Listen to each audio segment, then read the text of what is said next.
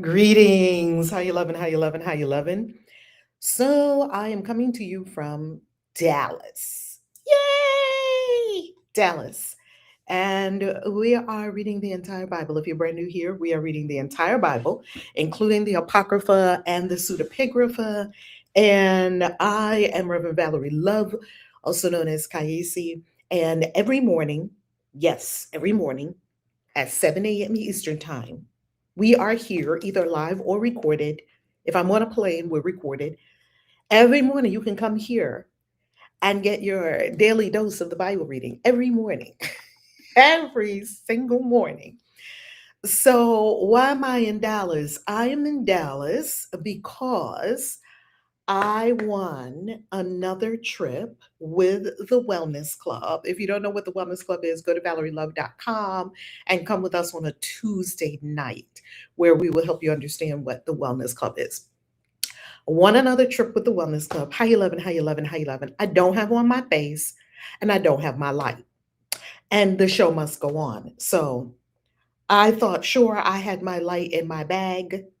I go to look for my light this morning. My light is nowhere to be found. So there you have the moody feel of this video with no makeup. No makeup, not because I don't have my light. No makeup because I did not yet put on my face because here in Dallas, it's 6 a.m., a little after 6 a.m. And our registration was all day yesterday, and its registration opens again today at 7:30 a.m. So when we complete here, I'll have time to put on a face, do registration, get breakfast, get into the conference. Now, what is this that I'm at? I'm at a leadership conference. And this leadership conference, I have set a simple intention for this leadership conference where I am, and then we're going to continue in the Book of Enoch. The intention that I have set for this leadership conference where I am is to learn how to create several more millionaires rapidly. That is my intention, to create more millionaires rapidly. And when I say rapidly, I don't mean get rich quick. I mean faster. That's all. And I know that we can do that because it doesn't take time to do these things. It takes a decision, it takes an intention, it takes strategy and aligned action steps, and it takes doing the spiritual work if you do it the way I teach and I share in our coaching groups and our containers. It takes spiritual practice to make your way smooth. I'm not talking about hustle, hustle, hustle, rah, rah. I don't do the whole hustle bros thing. We're not doing that. That's not cute. Don't blast out your nervous system. No, we're not doing that. Yet we are doing consistent action because a drip on a stone of water breaks through the stone, creates a hole in the stone. A drip of water consistently on the stone puts a hole in the stone. The consistency of our aligned strategic actions means more than a burst of energy and do 10 things and then do nothing, then do a bunch of shit, then do nothing, then do a bunch of shit, then do nothing for a long time. And then you look up, oh, I don't have all the money I desire. Let me do something. Yeah, well, then we're no longer proactive. Then we're being reactive. And whenever you work from a reactive place, it's more difficult. Have you noticed? I've noticed that. Whenever I am reactive, it's more difficult than when I am proactive and aligned. So let me tell you about this trip, and then we're going to get to the Book of Enoch while everyone comes in. I won this trip, and it was a powerful learning lesson in winning this trip. Now, I've won many trips with the Wellness Club because the Wellness Club treats us so well and takes us on so many trips. I've been to Punta Cana just a few months ago. We were in Punta Cana. We had 3 resorts, thousands of us. Here, Tons of us. I will show it to you because I'm vlogging it. I will show tons of people here. And we are here from Wednesday through Saturday. So we checked in Wednesday, which was yesterday. We check out this Saturday. And while we're here, it's not just the business conference because we also like to play too. They also like to do a lot of activities with us. So we are going to be going to medieval times. Of course, they pay for it, it's all included. I have not been to medieval times since my kids were little, and they're both in, two of them are in their 30s. And I don't think since the other one was born, and she's in her 20s. Medieval times. So we're going to medieval times. I'll get you some pictures. And they said, you can come as either, a peasant, a royal, or a knight. And someone in our circle said, I said, well, I don't think I have anything to wear to medieval times. And you know what someone said? Oh, I'll just throw on a long skirt and a white shirt and go as a peasant. And I thought, I don't do peasant anything. So that definitely would not be what I wear then. Then we have the rodeo on Friday night. Is it Friday night? We have the rodeo on Friday night. I've never been to a rodeo. And first of all, let me show you this. Let me show you this.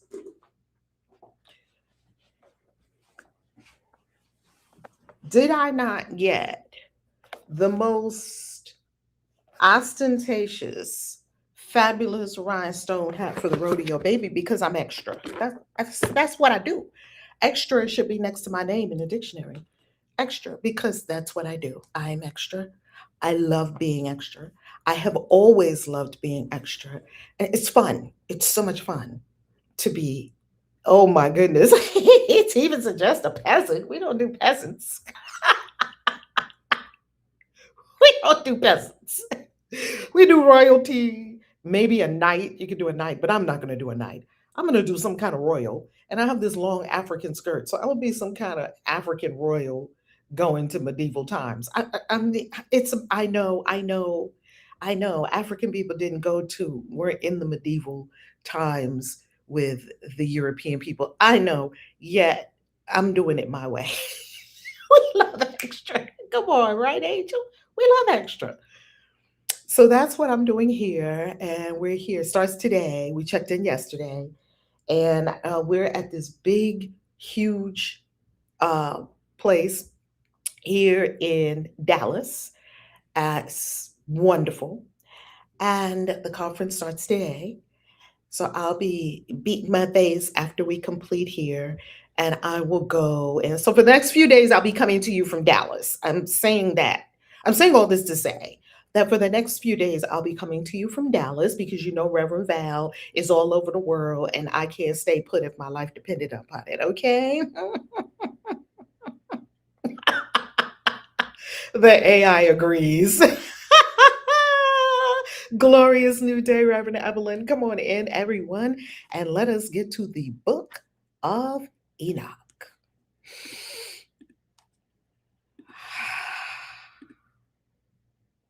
Today, we enter part 2 of the first Book of Enoch. We are back on track. After my error, we are back on track. Here we are, section 2 of the first Book of Enoch, called The Parables. The second vision that he saw, the vision of wisdom, which Enoch, the son of Jared, the son of Malalel, the son of Canaan, the son of Enosh, the son of Seth, the son of Adam, saw.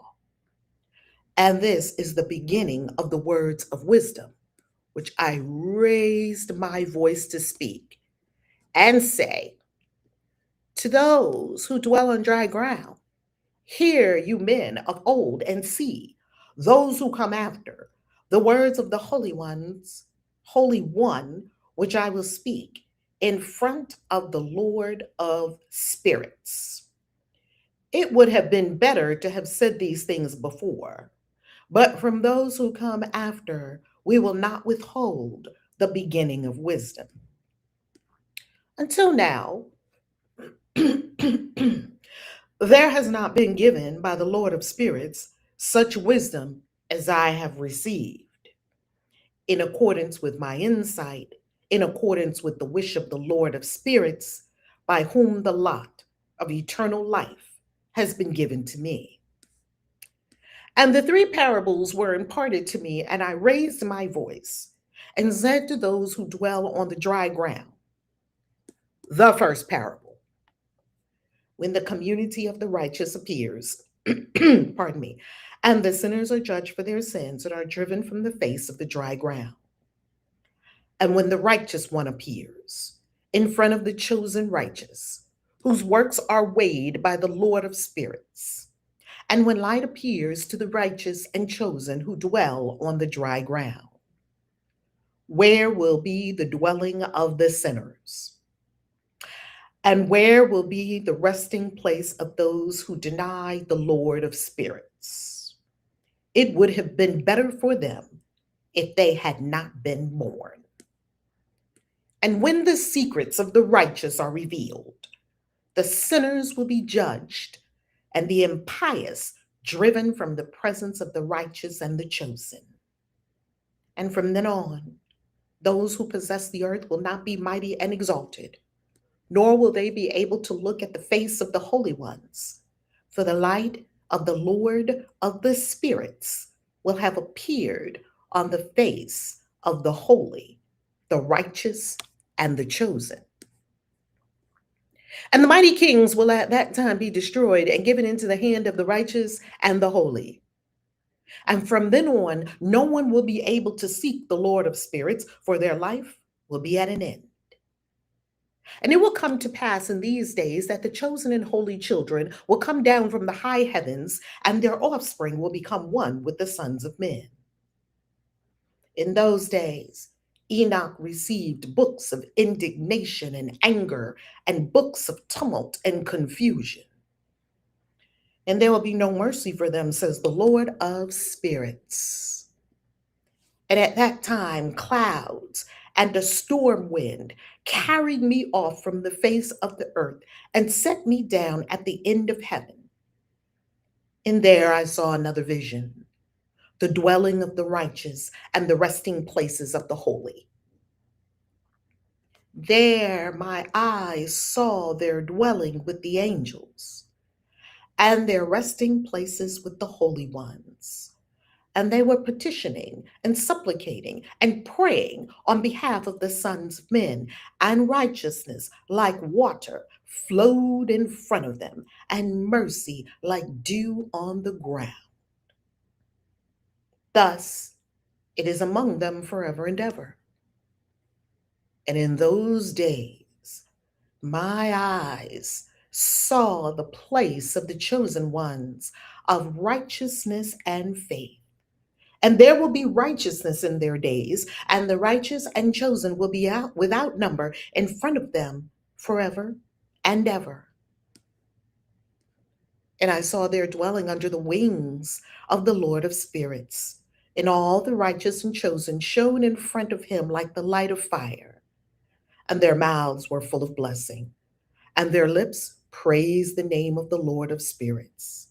And righteousness will not fail in front of him, and truth will not fail in front of him. There I wished to dwell, and my soul longed for that dwelling. There had been my lot. There had my lot been assigned before, for thus it was decided about me in front of the Lord of Spirits. And in those days I praised and exalted the name of the Lord of Spirits with blessing and praise, for he has destined me for blessing and praise in accordance with the Lord of Spirits. And for a long time, my eyes looked at that place, and I blessed him and praised him, saying, Blessed is he, and may he be blessed from the beginning and forever. and in his presence there is no end. He knew before the world was created what the world would be, even for all the generations that are to come. Those who do not sleep bless you, and they stand before your glory and bless and praise and exalt, saying, Holy, holy, holy, Lord of spirits. He fills the earth with spirits. And there my eyes saw all those who do not sleep standing in front of him and blessing and saying, Blessed are you, and blessed is the name of the Lord forever and ever. And my face was transformed until I was unable to see. And after this, I saw 1,000 thousands and 10,000 times 10,000, a multitude beyond number or reckoning, who stood in front of the glory of the Lord of spirits. I looked, and on the four sides of the Lord of spirits, I saw four figures, different from those who were standing. And I learned their names because the angel who went with me made known their names and showed me all the secret things. And I heard the voices of those four figures as they sang praises in front of the Lord of glory. The first voice blesses the Lord of spirits forever and ever. And the second voice I heard blessing the chosen one and the chosen who depend on the Lord of spirits. And the third voice I heard petitioned and prayed on behalf of those who dwell on dry ground and supplicate in the name of the Lord of spirits.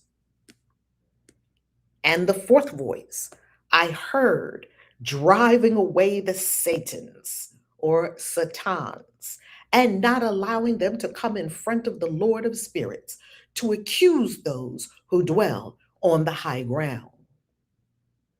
And after this, I asked the angel of peace who went with me and showed me everything which is secret. Who are those four figures whom I have seen and whose words I have heard and written down?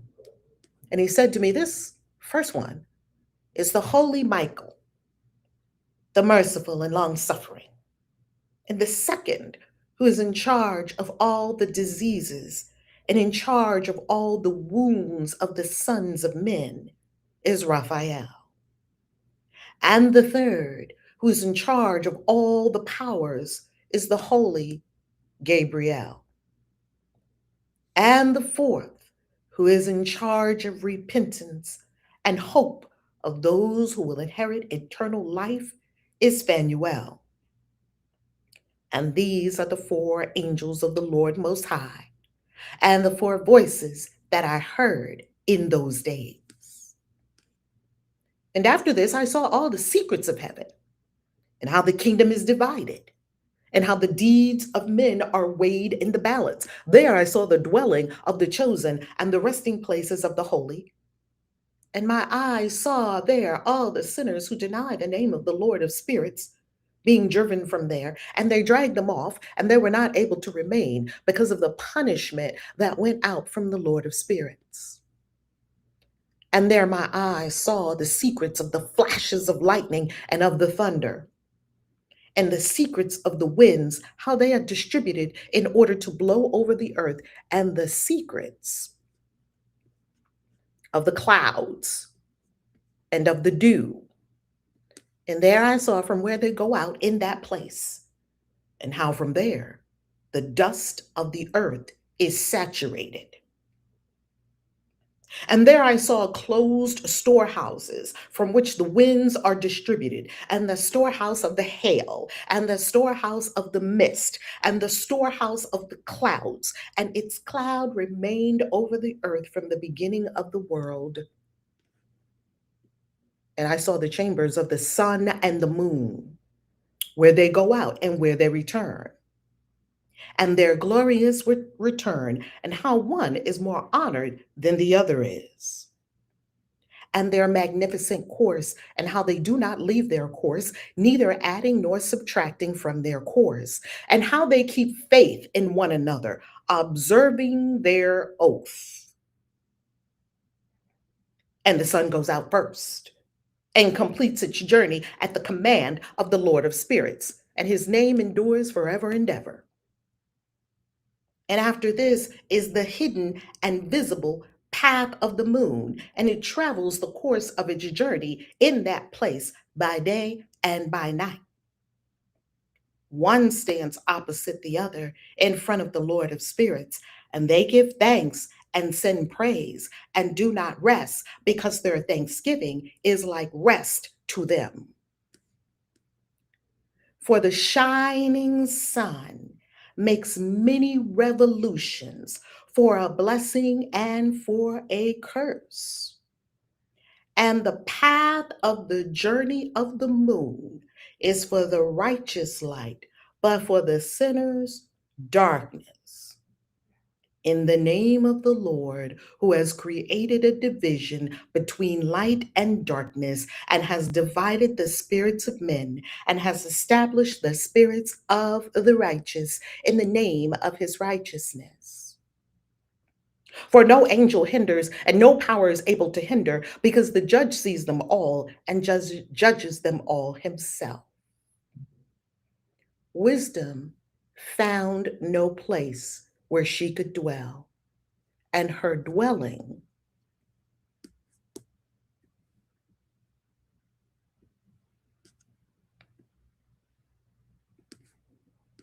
hold on.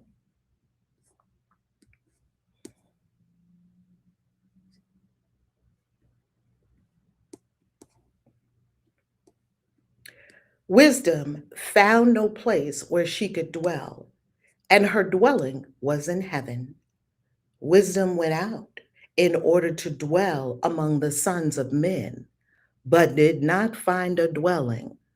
Wisdom returned to her place and took her seat in the midst of the angels. And iniquity came out from her chambers. Those whom she did not seek, she found, and dwelt among them, like rain in the desert, and like dew on the parched ground.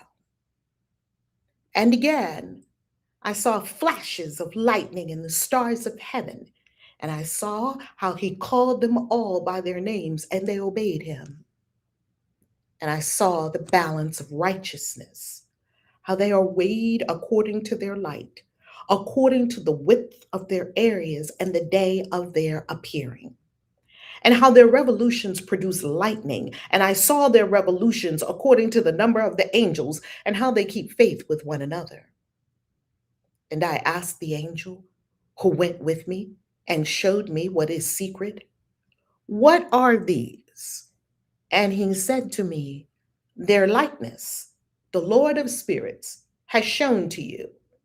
These are the names of the righteous who dwell on the dry ground and believe in the name of the Lord of Spirits forever."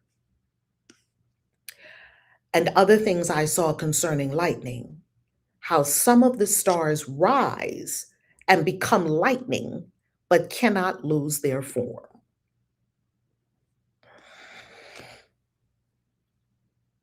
And tomorrow we shall go into the second parable. I want to say something about the weather, the lightning that he keeps speaking of.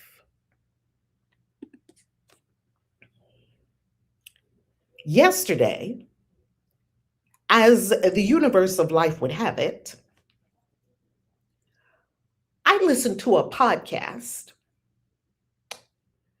about the real purpose of the pyramids of Egypt. And being that we're going there in September, and I love going to Egypt and have been several times and cannot get enough, and Egypt holds a key to what happened on this planet a very long time ago, it intrigued me what this independent researcher had found with regard to the pyramids and how this relates to the weather that Enoch is talking about. He established that the pyramids were a chemical plant. They're apparatus. They are an apparatus. They're technology. The pyramids are technology. The pyramids are not tombs. I think that's well established by now, no matter what mainstream tries to tell us. It is very much now established. I'm pretty sure it's not debated in many places other than in mainstream that the pyramids were not tombs. No, they're not tombs. They're not tombs. Yet we could not figure out what they were. We know what they're not. Well, what are they? And why were they put here? And who put them there? And now we also know that the Egyptians found them because it was very common for Egyptians to find something, scratch out names of what was there before, and put their name on it. Yeah, I'm Ramses, and now this thing is mine. That's very common in ancient Egypt. And it's not only common in ancient Egypt, I think it's common in a lot of ancient cultures that they would find some great structure or something and claim it for themselves. Now I'm going to live in this, or I'm going to be, this is mine. And then later generations come and think that it belonged to Ramses when it was around long before Ramses ever showed up. Because we found the inscription, oh, Ramses, this belongs to Ramses, except Ramses put it there when he found it. So it's very difficult to disentangle history. Well, the pyramids are some kind of either power plant or some kind of chemical um, treatment facility, let's call it, right? And this particular researcher also connected how the Sphinx, the pyramids, several of them, and the hinges, the stone hinges that we find all over the world. Uh, I think the oldest hinge is in Africa, South Africa. It's called Adam's calendar. It's a stone in the middle of other stone setup. It's very sophisticated, super ancient calendar. This calendar is probably like 100,000 or more years old. This is what he found as the connection between the pyramids, the sphinxes, and the hinges, these stone hinges. They were able to produce cumulonimbus. What is how do you say the word? The clouds that are the rain clouds. They were able to produce those kind of clouds, therefore facilitating lightning and thunder for the purpose of rain, irrigation, and harnessing energy for agriculture and many other means, whatever means they had in mind, that there is a very scientific reason that the hinges are here. Yes, people do rituals at the hinges, and like Stonehenge. I don't think they do any rituals at Adam's calendar in South Africa.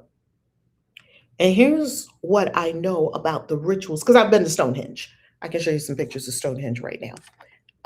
Because I like to go see these things for myself, as you all, as anyone who knows me knows, and anyone who's getting to know me, if you're new here, I love to go find things for myself. So let me pull up the pictures of Stonehenge. Here we go. Stonehenge. Hold on. And let's go on screen share and let's look at Stonehenge. Yeah, they were able to produce clouds with lightning and thunder, which would explain a lot. Which would explain a lot. So this is what it looks like when you first come into Stonehenge. They have a place where you can eat. And then where they drop you off, you walk down to actual Stonehenge. You're walking to go to the Stonehenge. And then you see it. You see it off in the distance, you're walking toward it. You know how London weather is. It's kind of, well, this is not in London. This is outside of London. It takes you About an hour, hour and a half to drive from London to here. I took a bus. Look at all those sheep.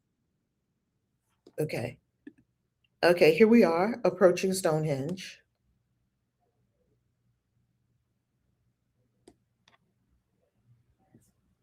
It's taking a little too long to load. Hold on, I'll show you. I'll show you just the pictures because it's taking the video a little too long. Boom. Look at that. Look at that. And here's people. So this is how huge this thing is. These are people right here. The Stonehenge is huge. It's ginormous. And I'm just blown away. Yeah, it was cold and rainy that day. So let me get you a couple of pictures of Stonehenge.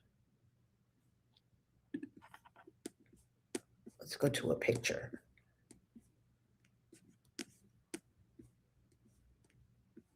Here's some pictures.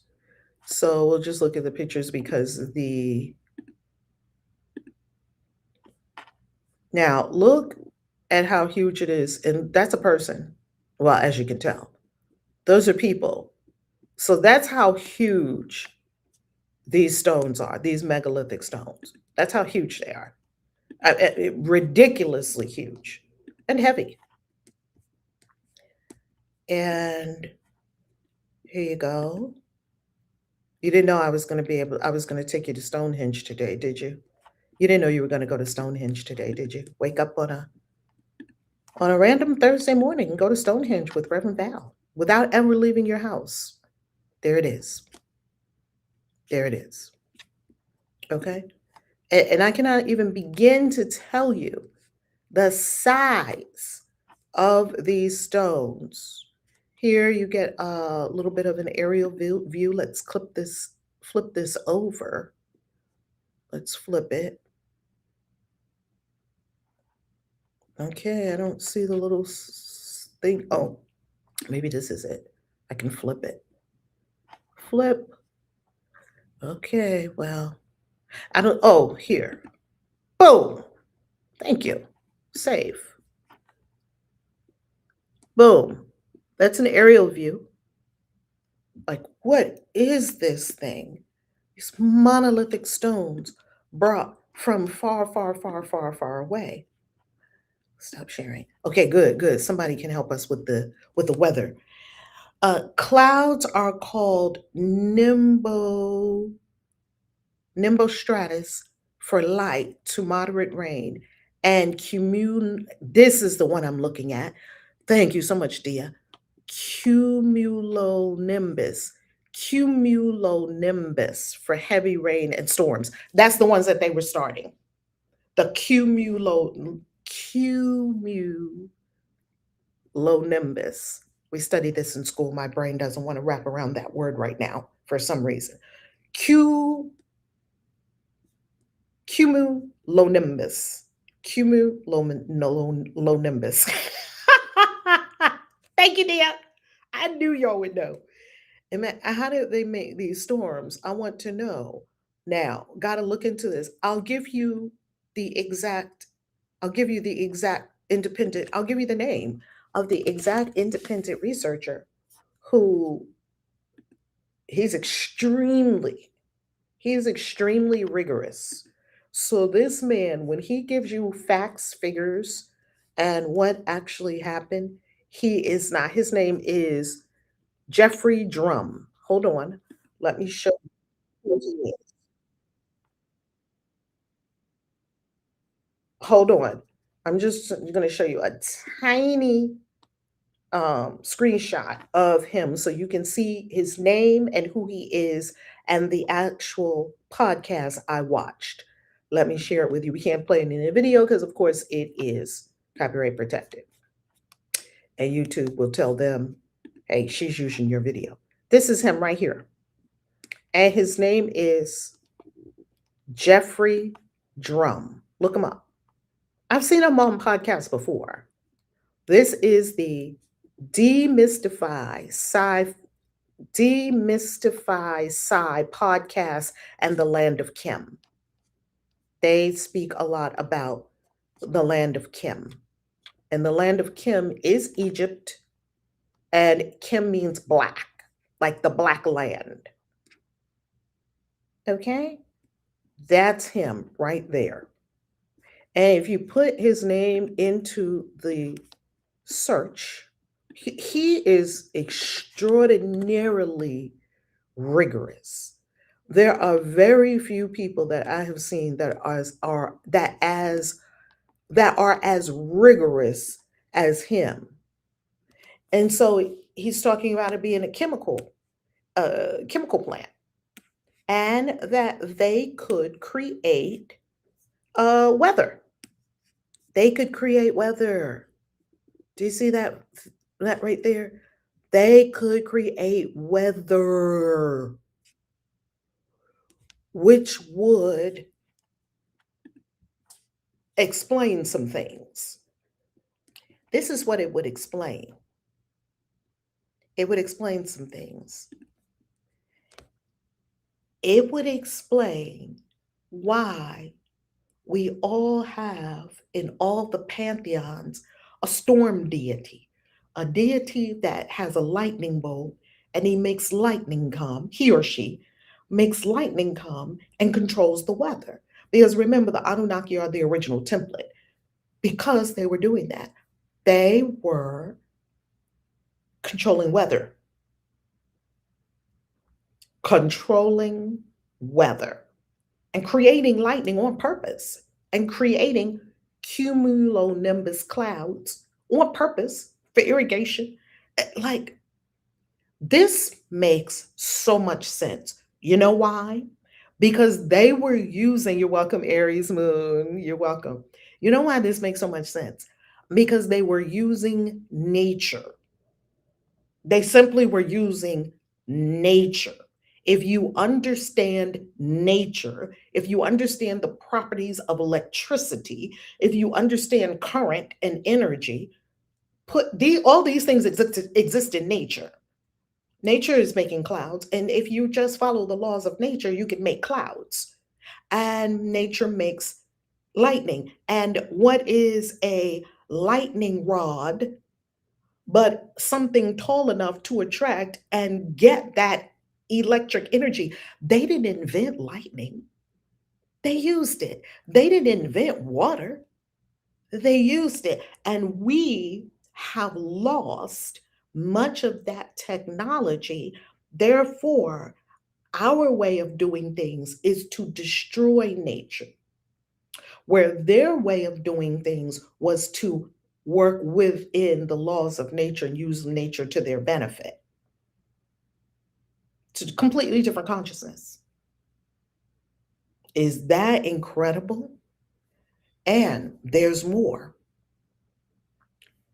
The hinge must be an exact number of feet or meters, as they would say anywhere else other than the United States, because the United States is the only place still using the imperial system, right? We say feet. Everybody else around the world says meters.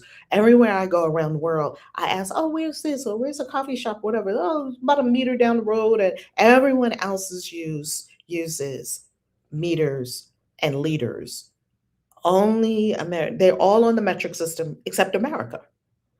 America that I know of is the only place. Now, there could be other places that are still on the imperial system. America's. So we know what a 2 liter is because soda.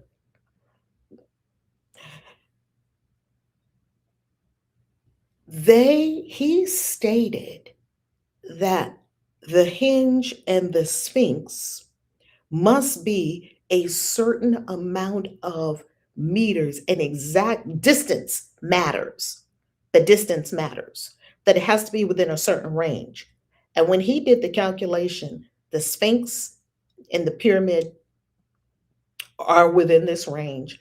And the Avebury, because there's a few different um, stone circles in Europe. There's just not one. There's not just one. Stonehenge is one of many. There's a lot of stone circles. I don't know how many stone circles there are. Let's look it up. Let's ask how many stone circles, because there's a lot of them. Okay. How many stone circles in UK? Boom. People ask this question all the time. Look at this. 1,300 stone circles and rings across the British Isles, with roughly 1,000 to 1,300 located specifically in Britain. And Scotland holds the highest number with over 500 sites. Neolithic and Bronze Age is what they're saying, that they were constructed between 3,200 and 2,000 BCE. I doubt that highly. Yet, um, AI has to do what we tell it to do, and we told it the mainstream narrative. That's why when AI gives you the mainstream narrative, you need to press it and tell it, no, AI, that's what you were told. I'm talking about the evidence and the facts. We're going to talk now about evidence and facts. Don't give me the ideology. Don't give me the translation of the facts and the evidence that you were told, because that's mainstream bullshit. I'm not interested in that. I'm not wanting to go back inside the matrix. I freed my mind out of the matrix. You all freed your mind out of the matrix. We're not going back into the matrix. AI is in the matrix. I hope we all know that. And you've got to get the AI to give you real answers. Beat it up, punch it, make it give you real answers. Look, Aries Moon said, yesterday the serpent mounds and today the hinges. I tell you, it's every day is something new.